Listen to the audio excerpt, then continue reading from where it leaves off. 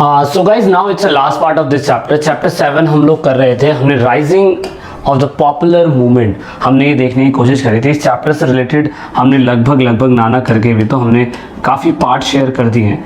And now in this class we gonna discuss about fourth part of this chapter. ये chapter 7 है rise of popular movement का। If you are new in this channel तो channel को subscribe कीजिए, Instagram पे ज़रूर जुड़िएगा और साथ पे आप हमारे साथ टेलीग्राम पे भी जुड़ सकते हैं। वहाँ पे आपको इंपॉर्टेंट जो नोट्स होते हैं चैप्टर के रिगार्डिंग में वो आपको मिलते रहते हैं। तो आपने पिछली क्लासेस के अंदर काफ़ी मूवमेंट देख लिए। आपने किसान मूवमेंट देख लिया, आपने चिपको मूवमेंट देख लिया, आपने उसके बाद एक और मूवमेंट देखा था। लेकिन इस वीडियो में इस चैप्टर के लास्ट पार्ट के अंदर आप दो मूवमेंट देखने की कोशिश करेंगे और उसके बाद हमें इन सभी मूवमेंट से सीखने को क्या मिलता है वो मैं आपको बताने की कोशिश करूँगा। तो देखिए अभी इसमें हम पढ़ने जा रहे हैं anti attract movement, that means ताड़ी विरोधी आंदोलन। देखो एक दारू होती है, वाइन होती है, कोल्ड ड्रिंक होती है और एक ताड़ी होती है जो पेड़ से निकलता है। पेड़ एक ताड़ी का ही पेड़ होता है जिसमें से कुछ लिक्विड निकलता है, उसमें भी एक तरल होता है, लिक्विड होता है और वो नशा देता है। तो दोस्तों ये कहानी जो है ये हमें दिखाने की कोशिश करती है कि किस तरीके से नारी की वजह से, नारी सशक्तिकरण की वजह से, या मैं कह सकता हूँ कि नारियों की वजह से ये मूवमेंट पूरी तरीके से कामयाब हुआ। हम देखने की कोशिश करेंगे इसका हिस्टोरिकल बैकग्राउंड क्या है, ताड़ी विरोधी आंदोलन कहाँ चलाया गया था, इसका चलाने का कारण क्या था, सरकार ने इसके ऊपर किस तरीके से एक्शन लेने की सोची थी या नहीं सोची थी, वो सारी बातें इसमें डिस्कस की जाएगी। सो ताड़ी विरोधी आंदोलन, जैसे कि नाम से ही पता चलता है ताड़ी, ताड़ी दैट मीन्स मैंने बताया ना दारू का ऑल्टरनेटिव ऑप्शन ताड़ी। जो गाँव जैसे इलाकों के अंदर अगर आप कुछ भी खरीदते हैं, आप क्वार्टर खरीदते हैं तो 250-300 रुपये का क्वार्टर आता है, लेकिन वही चीज़ सेम मज़ा आपको ताड़ी में भी मिल जाता है। जो लोकल गांव के अंदर दूर दूर तक ठेके अवेलेबल नहीं होते हैं तो गांव जैसे इलाकों के अंदर ताड़ी का पेड़ होता है और उससे लिक्विड निकाला जाता है और वो चीज़ पी जाती है, तो वो एज अ अल्कोहल के रूप में इस्तेमाल करा जाता है। और ये बहुत बड़ी प्रॉब्लम हो गई थी, बहुत बड़ी प्रॉब्लम हो गई थी एक टाइम पे। अगर हम सितंबर अक्टूबर का महीने का अखबार देखें 1992 का, तो उस टाइम पे हमें ये पता चलता था, यानी कि आंध्र प्रदेश की बात है, आंध्र प्रदेश में लोकल न्यूज़पेपर या जो भी न्यूज़पेपर आते थे उसमें डेली न्यूज़पेपर के अंदर, डेली इश्तिहार के अंदर कुछ चीज़ दिखे ना दिखे, लेकिन ताड़ी पी के किसी ने किसी को मार दिया, ताड़ी पी के किसी ने किसी को कुछ बोल दिया, घर में वायलेंस हो रहा है, कलेश चल रहा है, ऐसी न्यूज़ डेली आती थी आंध्र प्रदेश के न्यूज़पेपर के अंदर। तो इसी वजह से the state of Andhra Pradesh fought the battle against the alcoholism, मतलब इसी वजह से आंध्र प्रदेश के स्टेट के लोगों ने शराब के खिलाफ, ताड़ी के खिलाफ एक आंदोलन छेड़ने की सोच ली और उसके बाद वो चाहते थे कि वो जो माफिया जो ताड़ी बेच रहे हैं उसके खिलाफ एक्शन लिया जाए और वहाँ की गवर्नमेंट इसके ऊपर एक्शन ले। इसकी वजह से पूरे के पूरे आंध्र प्रदेश के अंदर एक आंदोलन चलाया गया जिसमें सिंपल सा था कि ताड़ी विरोधी आंदोलन, यानी कि ताड़ी के अगेंस्ट में इस आंदोलन को चलाया जा रहा था। सिंपल सा है, आप देखिए आप सभी को पता है कि शराब घर को खराब करती है, जो पिए शराब वो करे घर खराब, ऑल वी नो दैट। तो यहाँ पे इसकी शुरुआत होती है आंध्र प्रदेश के नलौर जिलों के अंदर, ठीक है। नलौर करके क्या कहते हैं, ये जगह है नलौर, ठीक है, आंध्र प्रदेश के अंदर है नलौर जगह। हालांकि डिस्ट्रिक्ट है आंध्र प्रदेश का एक डिस्ट्रिक्ट है और इसकी शुरुआत नलौर डिस्ट्रिक्ट से। यहाँ पे एक गांव का नाम है दुबा गुंता इस गांव का नाम है और इस गांव के अंदर विलेजर्स ने पूरी तरीके से नलौर के डिस्ट्रिक्ट यानी कि आंध्र प्रदेश के नलौर में दुबा गुंता एक गांव है, वहाँ पे वुमेन्स ने बहुत बड़ी मात्रा के अंदर अपने आप को एनरोल किया, नामांकन दर्ज करवाया और बहुत ही लार्ज स्केल पे 90s के टाइम पीरियड के अंदर इस मूवमेंट की शुरुआत करी गई। ये ताड़ी विरोधी आंदोलन एकदम से पैदा नहीं हुआ, काफ़ी लंबे समय तक पीछे बैकग्राउंड में खिचड़ी पक रही थी और फाइनली वो ब्लास्ट हुआ। फाइनली 90s के टाइम पे ब्लास्ट हुआ। 1992 के टाइम पीरियड मैंने जैसे आपको बताया कि अखबारों के अंदर काफ़ी लंबे समय तक ये इश्तिहार में आ रहा था। तो इसका प्रॉब्लम क्या था, प्रॉब्लम ये था कि मर्द जो होते थे, घर के जो हस्बैंड होते थे, वो पूरी तरीके से फिजिकली और मेंटली पूरी तरीके से खराब हो गए थे। दारू पी पी के उनका फिजिकली और मेंटली इतना अपसेंस हो गया था दिमाग से कि वो कभी भी अपने फैमिली के बारे में, बच्चों के बारे में, उनके करियर के बारे में कभी नहीं सोचते थे। Just like they become the Kabir Singh, you can see that. तो ये प्रॉब्लम वहाँ पे हो रही थी और जो माफिया लोग जो ताड़ी को केमिकल मिला के बेचा करते थे वो अपने आप को एज अ, मैं कह सकता हूँ, क्राइम केसेस में पूरी तरीके से इन्वॉल्व कर रहे थे। वो इन्वॉल्व इसलिए कर रहे थे अपने आप को क्योंकि उनको लगता था कि अगर हम क्राइम केसेस में या अपराध के चीज़ों में संलिप्त हो जाएंगे तो शायद से पॉलिटिकल जो हमें एक मैं कह सकता हूँ पॉलिटिकल जो सपोर्ट मिलता है राजनेताओं का, वो पॉलिटिकल सपोर्ट भी मिलने लग जाएगा। तो इस तरीके से इस प्रॉब्लम को देखा गया। अब जब इस प्रॉब्लम को देखा गया, then finally they decided to step against the ताड़ी विरोधी आंदोलन। अब यहाँ पे ये चीज़ तो चल रही थी कि मर्द लोग मेंटली और फिजिकली खराब हो रहे थे। ड्रग माफिया या ताड़ी माफिया जो लोग हुआ करते थे, शराब बेचा करते थे, एक तरीके की शराब है ये, और वो लोग अपने आप को और ज़्यादा बढ़ा रहे थे।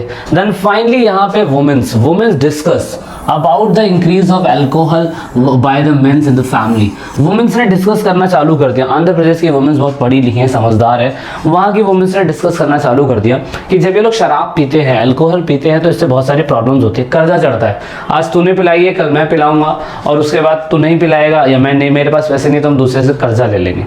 तो इससे क्या हो रहा है, घर की फैमिली के ऊपर ही कर्जा बढ़ता जा रहा है। उसके बाद पी के आते हैं मैन लोग और घर के अंदर अपनी वाइफ को मार रहे हैं, बच्चे को मार रहे हैं, है ना, खाना निकाल के दे, खाना नहीं बनाया, क्योंकि दिमाग एब्सेंस हो जाता है पूरी तरीके से, है ना। तो ये एक प्रॉब्लम रहती है। दूसरा कि अगर हस्बैंड लोग अपना कमाई का 30% हिस्सा या 50% हिस्सा दारू, अल्कोहल, शराब, ताड़ी के अंदर डाल देंगे, तो वहाँ की रूरल की इकोनॉमिक भी बहुत कमजोर हो जाएगी। सारा पैसा तो इसमें जा रहा है, तो बच्चों की पढ़ाई के अंदर नहीं जा रहा है, फैमिली के वेलफेयर के अंदर नहीं जा रहा है। तो एक ये प्रॉब्लम ये भी रहती है। और दूसरा, दारू पीने के चक्कर में बहुत सी फैमिलीज के मर्द जो होते हैं, हस्बैंड होते हैं, वो अपनी नौकरी से एब्सेंट होने लगे। दारू पीने की ललक यानी कि ताड़ी पीने की ललक इतनी ज़्यादा हो जाती है कि इंसान को अपनी नौकरी का, अपने घर बार का, अपने बच्चों का होश ही नहीं रहता है। तो इस तरीके से ये सारी प्रॉब्लम बहुत तेज़ी से बढ़ रही थी, बहुत तेज़ी से बढ़ रही थी। देन फाइनली यहाँ पे क्या हुआ, वुमेन्स ने कलेक्टिवली अगेंस्ट होने लगे अल्कोहल के। और यहाँ पे उन्होंने पूरी तरीके से ताड़ी का जो पेड़ होता है, उसमें जब डिप करके पूरा ताड़ी का मटका होता है, भरता रहता है, और भरने के बाद उस ताड़ी की नीलामी करी जाती है। तो जब नीलामी करी जाती है तो 17 बार ऐसा कहा गया था कि नलौर जिले के अंदर 17 बार नीलामी को स्थगित यानी कि पोस्टपोन करवाया गया। हालांकि ताड़ी बनाने के लिए आपको ज़रूरी नहीं है कि आप क्या कहते हैं, ताड़ी के लिए स्पेशली ताड़ी के पेड़ से जो चीज़ आप उतारेंगे फ्रेश वही बिकती है। हालांकि जो ताड़ी माफिया होते हैं वो लोग बहुत से केमिकल से भी वो ताड़ी बना देते हैं, और गंदे पानी से जो भी है सेम ताड़ी वाला टेस्ट वो केमिकल में डाल देते हैं। तो ऐसा लोगों का मानना है कि जो लोग ताड़ी पीते हैं, जो फ्रेश पीते हैं, जो पेड़ों से उतरता है, वो इतना ज़्यादा नुकसानदायक नहीं होता है। जो केमिकल बिहाव पे बहुत सारी फैक्ट्रियों के अंदर बनाया जाता है, सिर्फ और सिर्फ ताड़ी के नाम पर उसे बेचा जाता है, वो बहुत ज़्यादा हानिकारक होता है, और इंसान ज़्यादा पैसे कमाने के लिए कुछ भी करने के लिए तैयार है। तो हालांकि हुआ तो यही था कि नलौर जिले के अंदर 17 टाइम क्या कहते हैं जो ये चीज़ें थी बंद करवाई गई थी, और यहाँ पे बहुत बड़ी मात्रा के अंदर बहुत बड़े अभियान चलाए गए थे। पढ़ी लिखी वुमेन्स आई थी बहुत सारी, और उन्होंने कहा कि ये जो आंदोलन है ये ख़त्म होना चाहिए पूरी तरीके से, और जब ये आंदोलन है पूरी तरीके से ख़त्म होगा तो ही मतलब अगर ये ताड़ी पूरी तरीके से ख़त्म नहीं होगी बिकनी, तो भाई कोई भी प्रॉब्लम ख़त्म नहीं हो पाएगी। सो दैट इज़ वाई यहाँ पे गवर्नमेंट के खिलाफ या गवर्नमेंट को बोला गया कि शराब का ठेका हटाओ, शराब का ठेका नहीं, हमें रोजगार दो, यानी कि हमारे हस्बैंड्स को, बच्चों को रोजगार दो। तो रोजगार देना बहुत ज़्यादा बड़ी समस्या हो गई थी, क्योंकि आंध्र प्रदेश के अंदर जो ताड़ी के पेड़ थे वो सरकारी होते हैं, कुछ प्राइवेट भी हो सकते हैं, लेकिन आंध्र प्रदेश की गवर्नमेंट को रेवेन्यू भी तो इससे बहुत ज़्यादा मिल रहा था, इसीलिए वो आंध्र प्रदेश के अंदर नलौर जिले के अंदर तो रोक सकते थे ताड़ी के प्रोडक्शन को या नीलामी करने को, लेकिन दूसरे स्टेट से रोक देंगे तो सिंपल सी बात है, सरकार जो है वो पूरी तरीके से क्या करेगी, पैसा कहाँ से कमाएगी। इवन हनी सिंह का मुझे आज भी स्टेटमेंट याद है, हनी सिंह से यही क्वेश्चन पूछा गया था कि आप अपने गाने के अंदर लड़कियां और दारू क्यों लाते हो, तो हनी सिंह का यही स्टेटमेंट था कि हमारी सरकार भी तो ओपनली बेस पे क्या कहते हैं दारू, वाइन, शराब, ताड़ियाँ बेचती है, तो उनके ऊपर कोई क्वेश्चन नहीं करता है, और हम लोग गाने के अंदर अगर डाल देते हैं तो हमारे ऊपर लोग क्वेश्चन करते हैं। ऐसे ही सेम वुमेन्स वाली बात है कि वुमेन्स गवर्नमेंट ऑफिशियली बिहार पे रेड लाइट एरियाज को परमिशन देती है कि वहाँ पे लोग जा सकते हैं, सेक्सुअल चीज़ें कर सकते हैं, तो हम गानों में क्यों नहीं डाल सकते। तो ये ऐसा स्टेटमेंट था। तो गवर्नमेंट भी अगर चाहे तो ऑफिशियली बिहार पे अगर पूरे स्टेट्स के अंदर बंद कर दे तो ज़रूरी नहीं है कि पैसा वो सिर्फ दारू, शराब या ताड़ी से ही कमाएगी, दूसरी और चीज़ें हो सकती है जहाँ से गवर्नमेंट पैसा कमा सकती है। लेकिन यहाँ पे क्या हो रहा था, आंध्र प्रदेश में सेम यही प्रॉब्लम हो रही थी कि आंध्र प्रदेश की गवर्नमेंट पूरी तरीके से यही कह रही थी कि अगर हम शराब की बिक्री पर बैन लगा देंगे तो हमें फिर पैसा कहाँ से मिलेगा, है ना। तो they are not ready for this.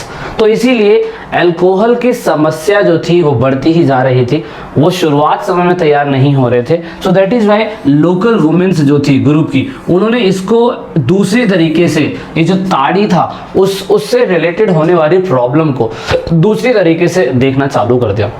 उन्होंने कहा कि ताड़ी की अगर बिक्री बढ़ती ही रहेगी तो समाज के अंदर कर्जा नहीं, इकोनॉमी खराब नहीं होना, वायलेंस नहीं होना और दूसरी कई समस्या ना होने की वजह से दूसरी और समस्याएं जन्म ले सकती हैं, और वो समस्याएं जो जन्म ले सकती हैं तो वो और भी ज़्यादा बुरी हो जाएंगी, और भी ज़्यादा बुरी हो जाएंगी। जैसे एग्जाम्पल के लिए वुमेन्स ने बताया कि भाई issue related to the custom of the dowry, यानी कि दहेज प्रथा से जुड़े मुद्दे बहुत ज़्यादा बढ़ने लग जाएंगे, डोमेस्टिक वायलेंस बहुत ज़्यादा हो जाएगा। उसके बाद सेक्सुअल अब्यूज, दैट मीन्स यौन शोषण होना, गालियां देना घर के बाहर घर के अंदर, ये इतना बड़ा हो जाएगा कि आप यकीन नहीं मानेंगे, इतना ज़्यादा बड़ा हो जाएगा कि वुमेन्स को जीना दूभर हो जाएगा। सो दैट इज़ वाई इतना लंबा ये चलता रहा और उसके बाद then finally they got the कामयाबी, दे गॉट द सक्सेस। और यहाँ पे campaign, this campaign contribute the great deal in increasing overall social awareness about the womens questions. और ये जो आंदोलन चला ना, जो ताड़ी विरोधी आंदोलन था, वो वुमेन्स की लाइफ पे बेस्ड हो गया और इसने ऐसे सोशल इश्यूज को क्रिएट करना चालू करा जो सोशल इश्यूज कहीं ना कहीं किसी वुमेन की लाइफ पे भी डिपेंड हो रहा है। सेक्सुअली अब्यूज करना, डोमेस्टिक वायलेंस होना, बच्चों से लड़ाई करना, ये वुमेन्स की लाइफ में कहीं ना कहीं बहुत बुरा हो जाएगा। सो दैट इज वाई यहाँ पे सरकार ने ये देखा कि हमें कहीं ना कहीं ताड़ी विरोधी आंदोलन में ताड़ी की बिक्री को तो बंद करना ही पड़ेगा, या बहुत कम करना पड़ेगा, या उस टाइम पे बंद करना पड़ेगा, लेकिन उसके साथ साथ हमें वुमेन्स की लाइफ को भी देखना होगा जो बेचारी इतनी ज़्यादा दिक्कतों का सामना कर रही है। सो दैट इज़ वाई फिर आपने क्लास 11th में पढ़ा होगा, क्लास 11th में आपने पढ़ा होगा कि इस मूवमेंट की वजह से हुआ ये कि इक्वल रिप्रेजेंटेशन की बात भी होने लग गई। इक्वल रिप्रेजेंटेशन का मतलब ये होता है कि पार्लियामेंट के अंदर या लेजिस्लेचर के अंदर 19th सेंचुरी के टाइम पीरियड पे वुमेन्स के रिजर्वेशन की बात आने लग गई। वुमेन का रिजर्वेशन इन द सेंस कि राज्यसभा या लोकसभा के अंदर उन्हें भी थोड़ी बहुत रिजर्वेशन या कहीं ना कहीं उनको इक्वल रिप्रेजेंटेशन मिलना ज़रूरी है, जिससे वुमेन्स जो समाज के अंदर इतनी ज़्यादा दिक्कतों का सामना कर रही है वो कहीं ना कहीं कम हो सकता है। सो दैट इज़ वाई यहाँ पे इसका फोकस करा गया। और यहाँ पे फिर क्लास 11 पे आपने पढ़ा होगा कि वुमेन्स के रिजर्वेशन के लिए 73 और 74 अमेंडमेंट करा गया था, ग्रांट करा गया था, जिसमें ये कहा गया था कि रिजर्वेशन मिलेगा स्टेट और सेंट्रल लेजिस्लेशन के अंदर। फिर ये मैंने क्लास 11 के अंदर आपको बताने की कोशिश करी थी। जो बच्चे मेरे क्लास 11 की वीडियो देख के क्लास 12 के अंदर आए होंगे उनको समझ में आ रहा होगा कि कैसे 73 और 74 अमेंडमेंट के तहत 1/3% यानी कि 27% में रिजर्वेशन मिला हुआ है वुमेन्स को पार्लियामेंट के अंदर। अब ये कहाँ पे मिला है, ये यूपीएससी का क्वेश्चन है।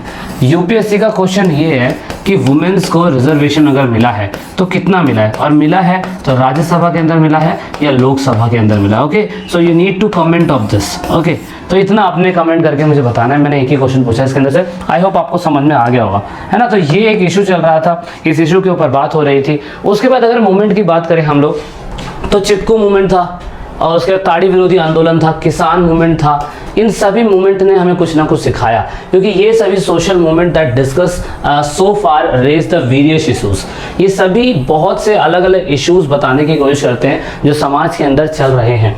और यहाँ पे ये बताते हैं कि समाज के अंदर इंडिपेंडेंस के टाइम पीरियड के अंदर हमें कैसी नीतियां चलाई जानी चाहिए थी। जो देखो, आंदोलन अगर किसी जनता के लिए कोई चीज़ अच्छी है तो जनता कभी भी उसका विरोध करेगी नहीं। सरकार को हम चुनते हैं, सरकार को चुनने के बाद सरकार का काम होता है कि हमारी जो क्या कहते हैं ज़रूरतें हैं वो पूरी की जा सके। हमारी ज़रूरतों को पूरा करने के लिए तो हम उनको अपॉइंट करते हैं, लेकिन अगर जनता खुद मतलब सरकार खुद ऐसा कोई अमेंडमेंट या बिल लेके आ रही है जिनको देना चाहती है उनको ही पसंद नहीं है, तो उनके लिए वो बिल बनाया ही क्यों जा रहा है। और अगर उनको पसंद नहीं आ रहा है तो सरकार को जनता हटा नहीं सकती है बिटवीन द 5 ईयर। लेकिन फिर जनता क्या करती है, प्रोटेस्ट करती है। प्रोटेस्ट से समझ में ये आता है कि सरकार जो नीतियां लेके आ रही है उसमें कुछ ना कुछ तो झोलझाल है, इसलिए इतना ह्यूज मास इकट्ठा हो रहा है। किसान आंदोलन आज तक चल रहा है और लगभग किसान आंदोलन 3 साल तक और चलेगा। 3 साल तक चलेगा किसान आंदोलन। अब सोचिए कि जो किसान बिल किसानों के लिए लाया जा रहा है वो किसानों को ही पसंद नहीं, तो ऐसे बिल का क्या फायदा। है ना। तो इसीलिए हमें थोड़ा सा पैटर्न को समझना पड़ता है, हमें इसीलिए थोड़ा सा इसकी स्टडी करनी पड़ती है। और आप फेसबुक, यूट्यूब, इंस्टाग्राम की वीडियो को अगर छोटी सी क्लिपिंग 2-3 मिनट की क्लिपिंग देखेंगे तो आपको सारा हिस्ट्रिकल बैकग्राउंड या पॉलिटिकल इकोनॉमिक बैकग्राउंड एकदम से समझ में नहीं आएगा। हमें समझ में ये आएगा कि हमें इनकी जड़ को समझना होगा कि पीछे ऐसा हो क्यों रहा है, इसकी शुरुआत ऐसी हुई क्यों है। तो सेम ऐसा ही चाहे चिपकू मूवमेंट हो, चाहे एंटी अटैक मूवमेंट हो यानी कि दाढ़ी चौधरी आंदोलन या किसान मूवमेंट हो, इन सभी मूवमेंट ने कहीं ना कहीं समाज के अंदर सोशल मूवमेंट इसलिए बढ़ा है ताकि समाज में ये बता सके कि जो प्रॉब्लम हो रही है उसको किस तरीके से टैकल किया जाना चाहिए। तो इसलिए हो रहा था ये। तो आपने एक समझ लिया और वो प्रॉब्लम क्या थी, क्या है, समाधान हुआ। अब एक और समझते हैं, नर्मदा बचाओ आंदोलन। अब नर्मदा बचाओ आंदोलन के अंदर क्या कहते हैं, एक लीडिंग कैरेक्टर था जो आपकी बुक के अंदर नहीं दे रखा है, मेघा पाटेकर। ओके, मेघा पाटेकर अगर आप देखें तो मेघा पाटेकर जो है अभी क्या कहते हैं 1996 के अंदर बॉर्न हुई थी। ये महाराष्ट्र मुंबई में रहने वाली लेडी हैं। ये क्या कहते हैं, इन्होंने एजुकेशन MA का रखा है, MSW का रखा है यानी कि मास्टर इन सोशल वर्क का रखा है। One of my desire to do this course but मैं नहीं कर पाया। उन्होंने स्पेशली नर्मदा बचाओ मूवमेंट चलाया था। उनको राइट्स लिवलीहुड अवार्ड, इनको अवार्ड मिला हुआ इस चीज़ का। और एक्चुअली इन्होंने, मेघा पाटेकर ने स्पेशली ये कहा था जो नर्मदा बचाओ आंदोलन के ऊपर, सरदार सरोवर के ऊपर जो डैम बनाया जा रहा है उसका कोई ऑल्टरनेट सिनेरियो या ऑल्टरनेट बनाना चाहिए सरकार को। इवन उन्होंने वर्ल्ड बैंक के ऊपर प्रेशर डालने की कोशिश करी कि इंटरनेशनल लेवल पे वर्ल्ड बैंक ही कर सकता है जो देश में सरकार की नीति को या नियत या नीति को ठीक करने की कोशिश कर सकता है। तो यहाँ पे Megha Patekar one of the greatest women during this time period, जिस समय नर्मदा बचाओ आंदोलन चल रहा था उसमें मेघा पाटेकर एक इन्वॉल्विंग में एक ग्रेटेस्ट मैं कह सकता हूँ चेहरा हो सकती थी। अब इन्होंने ऐसा क्यों करा, नर्मदा बचाओ आंदोलन में नर्मदा के ऊपर बनने वाले डैम से इनको दिक्कत क्या हो रही थी, उसके बाद क्या कहते हैं इनको क्या कहते हैं ये आंदोलन चलाने का मेन मकसद क्या था, और उसके बाद क्या कहते हैं वर्ल्ड बैंक पे इन्हें प्रेशर क्यों डालना था। 1985 में चलने वाला आंदोलन 2005 या 6 तक कंटिन्यू 20 साल तक चलता रहा। अब ऐसा रीज़न क्या था कि ये आंदोलन चलता रहा, और क्या इस आंदोलन को सक्सेस मिला या नहीं मिला, क्या इस आंदोलन से आज भी लोग इफेक्ट हो रहे नहीं हो रहे, क्या इस जो ये डैम बन रहा था उस पर क्या उसके कुछ बेनिफिट्स थे या नहीं थे। तो ये सारी स्टोरी आपको नर्मदा बचाओ आंदोलन के अंदर मिलेगी। और इस प्रोजेक्ट के तहत आपको समाज में ये समझ में आएगा कि सरकार अपनी पॉलिसीज़ को सिद्ध करने के लिए क्या क्या हथकंडे अपनाती है और उसको किस तरीके से फैक्ट बताने की कोशिश करती है। So let me start this.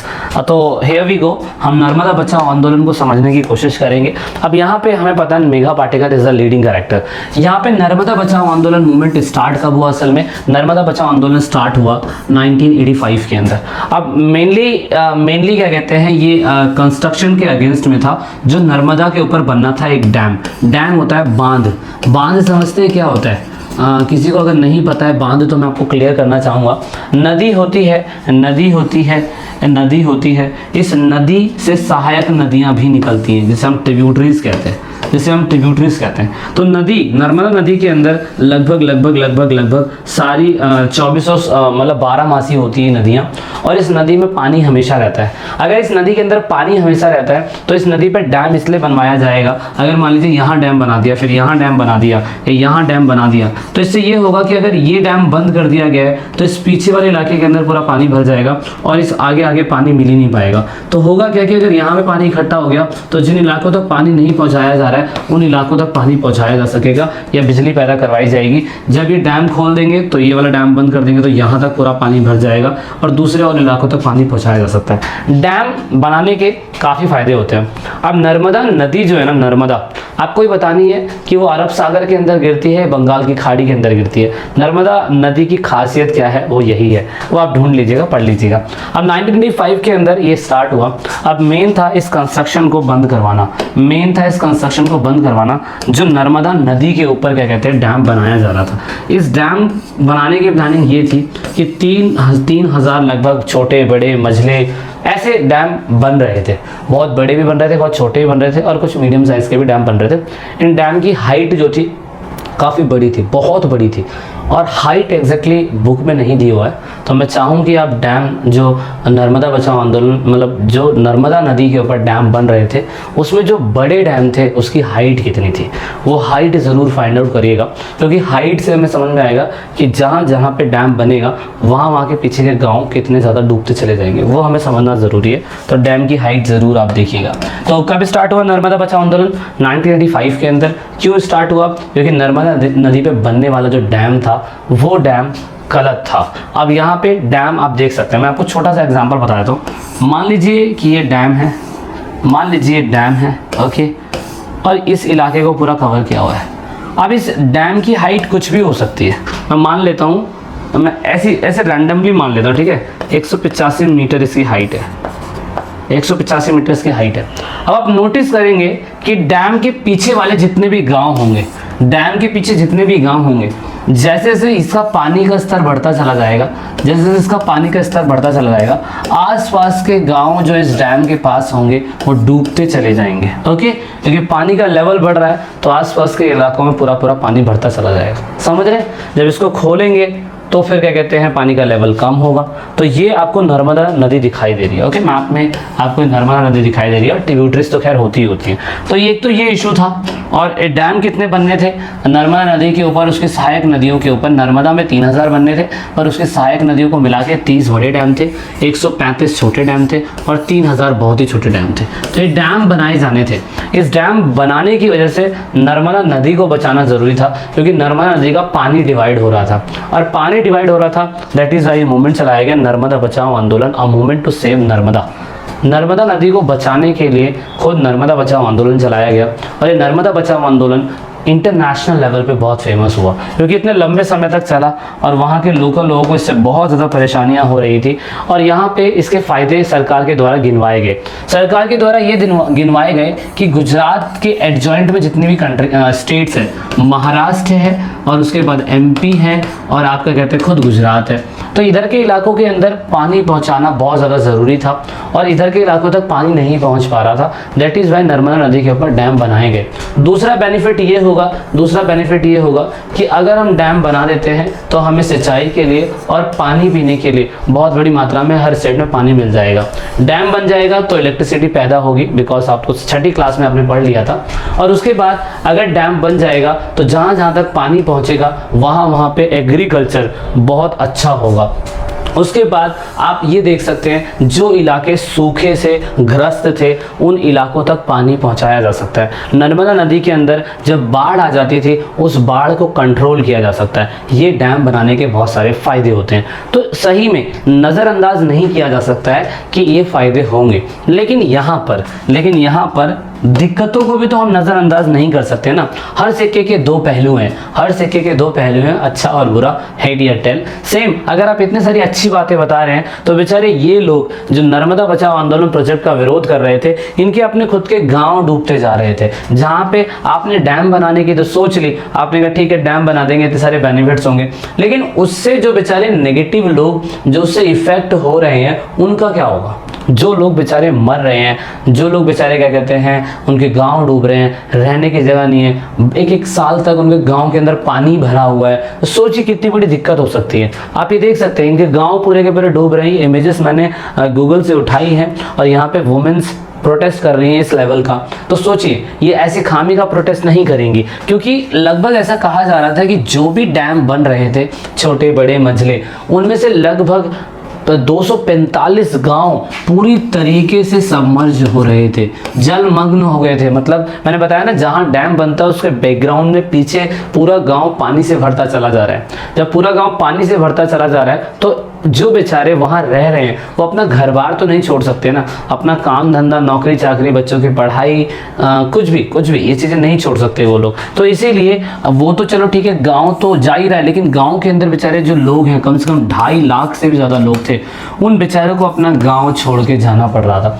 गाँव छोड़ के अगर जाना पड़ेगा तो कहाँ नए शहर में जाके रहेंगे। आपने मान लिया कि आपने $multi-million का प्रोजेक्ट खड़ा कर दिया, आपने प्रोजेक्ट बनाते समय लोगों को रोजगार भी दिया, उसके आपने सारे बेनिफिट्स बता दिए, लेकिन 245 गांव के लोगों का क्या होगा जिससे उनका पूरा का पूरा आप राइट से छीन ले रहे हो जीने का, लोगों से आप अधिकार ही छीन ले रहे हो पूरी तरीके से। आप लोगों को मजबूर कर दे रहे हो कि वो लोग अपने गाँव को खाली करके दूसरी जगह पे जाके रहे। आप प्रोजेक्ट बना रहे हैं, बनाइए, एनवायरनमेंट को बेनिफिट दे रहे हैं, सोसाइटी को बेनिफिट दे रहे हैं, लेकिन जो लोग इससे बेचारे मतलब सेटिस्फाइड नहीं है, जिनको इतनी प्रॉब्लम हो रही है, वो क्या करे।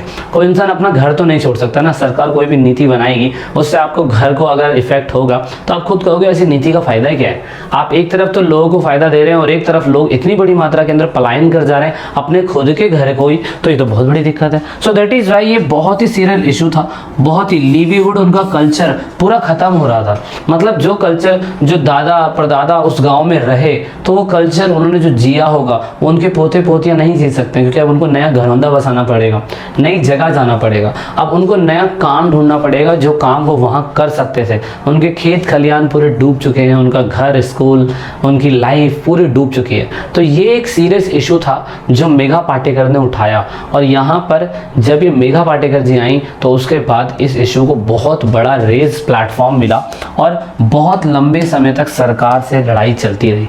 तो ये बायोडाइवर्सिटी है। तो उनकी एक स्टेटमेंट यही था, the movement also asked, movement ने यही पूछा, in a democracy should some people be made for the sacrifice for the benefits other. मतलब हमारे लोकतंत्र में क्या ऐसा होना चाहिए कि कुछ लोगों को अगर बेनिफिट्स मिल रहा है तो दूसरे लोगों को क्या सैक्रिफाइस करना पड़ जाएगा। तो ऐसे बेनिफिट्स का क्या फायदा। नर्मदा बचाओ में यही तो हो रहा था, सरकार कह रही है कि हम इतने सारे बेनिफिट्स दे रहे हैं, लेकिन दूसरों को बेनिफिट मिल रहा है, लेकिन उससे दूसरे लोगों को नुकसान हो रहा है। तो लोकतंत्र में क्या ऐसा ही होना चाहिए कि एक को फायदा मिल रहा है, दूसरे को नुकसान मिल रहा है। ये तो कोई संभव स्थिति नहीं है। So that is why Medha Patkar ने उस टाइम पे जल समाधि लेते हुए 2002 के अंदर इस प्रोटेस्ट को और ज़्यादा एक्टिव कर दिया। तो आप देख सकते हैं यहाँ पे गांव की वुमेन्स हैं और मेघा पाटेकर आपको ये दिखाई दे रही हैं, यहाँ पर ये प्रण लेते हुए कि सरकार के खिलाफ हम लोग जाएंगे और यहाँ पे सरकार को बताएंगे कि ऐसे नर्मदा के ऊपर डैम बनाने का कोई फ़ायदा नहीं है, कोई रत्ती भर भी फ़ायदा नहीं है। हालांकि इतने सारे फ़ायदे हैं, मैं मान रहा हूँ वो हैं फ़ायदे, लेकिन आप देखिए ना कितनी लाइफ इससे इफ़ेक्ट हो रही है ना। उसके बाद अब यहाँ पे क्या हुआ, नर्मदा बचाओ आंदोलन के लिए इनिशियल डिमांड बस ये था और सरकार से यही डिमांड करी जा रही थी कि लोग जो मर रहे हैं, ख़त्म हो रहे हैं, माइग्रेट हो रहे हैं, उनके रिहैबिटेशन की बात करी जाए, पुनर्वास की बात करी जाए। लोकल कम्युनिटी जो है वो यही कह रही, डिसीजन मेकिंग में उनसे भी सलाह मशवरा लिया जाए, क्योंकि जंगल, ज़मीन, फॉरेस्ट, वहाँ पर सारा कंट्रोल तो लोकल कम्युनिटी का होना चाहिए ना, क्योंकि वो नेचुरल रिसोर्स से वहाँ से डील वो इतने सालों से कर रहे हैं, उनके पूर्वज कर रहे हैं, उनके दादा परदादा कर रहे हैं। अब कोई आप डैम प्रोजेक्ट बना देते हैं, कोई थर्ड पार्टी आती है वो डैम प्रोजेक्ट बनाती है, लेकिन उनसे कुछ पूछा नहीं जाता है। तो ये बहुत ही बुरी बात है। इवन यहाँ पे क्या करा गया, इवन यहाँ पे ये भी करा गया कि जब ये क्या कहते हैं जलमग्न की वो लिया जा रहा था, तो ये नर्मदा नर्मदा बचाने के लिए कुछ और स्ट्रेटेजी करी गई। जैसे उन्होंने अपील करी जुडिशरी के अंदर, जुडिशरी में अपील कर दी कि ये कैसा इंसाफ है या ये कैसा डेवलपमेंट है। दूसरा, इंटरनेशनल लेवल पे भी सपोर्ट मिलने से चालू हुआ, बहुत सारी रैलीज निकाली गई 2002 के बाद। मतलब देख रहे हैं 1985 से ये मूवमेंट रेस था, 2002 के बाद भी ये चला। देन फाइनली वहाँ के लोगों ने बहुत रैलीज निकाली, लोगों ने बहुत धरने प्रदर्शन दिए। यहाँ से लोगों को समझ में आया कि किस तरीके से सरकार को समझाना होता है और लंबा समय लगता है। तो यहाँ पे देन फाइनली ये डिसाइड करा गया कि भाई बहुत से लोग ये कह रहे थे कि नर्मदा बचाओ आंदोलन जो मूवमेंट है वो कहीं ना कहीं जिन लोगों को पानी मिल रहा है उन लोगों को पानी नहीं मिल पाएगा अगर ये डेवलपमेंट चलता रहा। पॉलिटिकल पार्टीज ने ज़्यादा सपोर्ट नर्मदा बचाओ आंदोलन का करा नहीं। अगर पॉलिटिकल पार्टी नर्मदा बचाओ आंदोलन को ज़्यादा सपोर्ट करती तो शायद से ये इशू बहुत जल्दी हल हो जाता, लेकिन हल नहीं हुआ। सुप्रीम कोर्ट ने फैसला यही निकाल के दिया कि आप डैम ज़रूर बनाइए, आप डैम ज़रूर बनाइए, प्रोजेक्ट ज़रूर बनाइए, लेकिन जो लोग बेचारे इसके शिकार हो रहे हैं उस शिकार होने से लोगों को बचाया जाए। इवन बहुत से लोगों का मानना ये था कि आप जो भी डैम बना रहे हैं उसकी जो भी हाइट है उस हाइट को आप थोड़ा सा कम कर दीजिए। हाइट को थोड़ा कम कर देंगे या कुछ हाइट को कम कर देंगे तो जो गाँव डूब रहे हैं वो नहीं डूबेंगे। तो ये एक इशू था। तो इतने सारे मूवमेंट हमारे कंट्री में हुए थे। इस चैप्टर में कुछ ही मूवमेंट है जो सोशल अवेयरनेस को या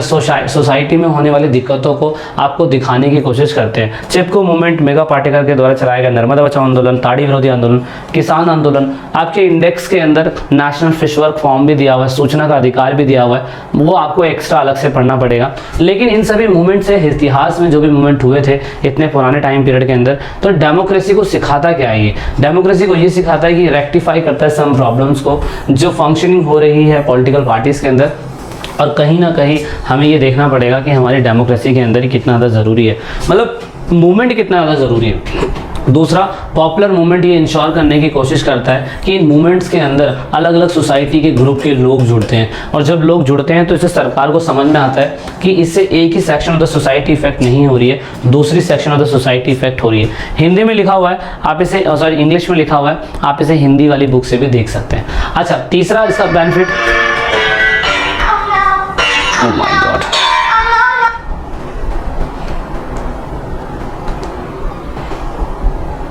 तीसरा इसका बेनिफिट जो है, this receive the possibility of deep social conflict and dissatisfaction of these group from the democracy.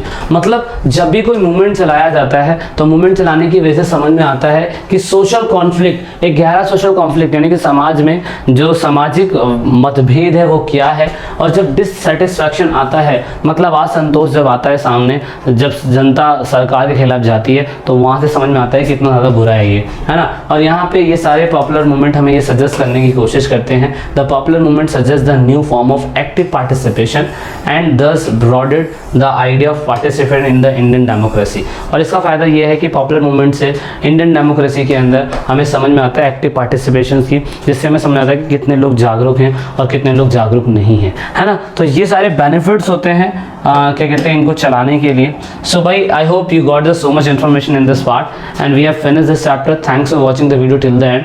जो क्वेश्चन पूछे गए उनका आंसर जरूर करिएगा। अगर आप टेलीग्राम पे हैं तो टेलीग्राम पे जुड़िए, आप फेसबुक पेज पे तो फेसबुक पेज पे जुड़िए, और नहीं तो आप इंस्टाग्राम पे जुड़ सकते हैं। So this is it in this video. Thanks for watching.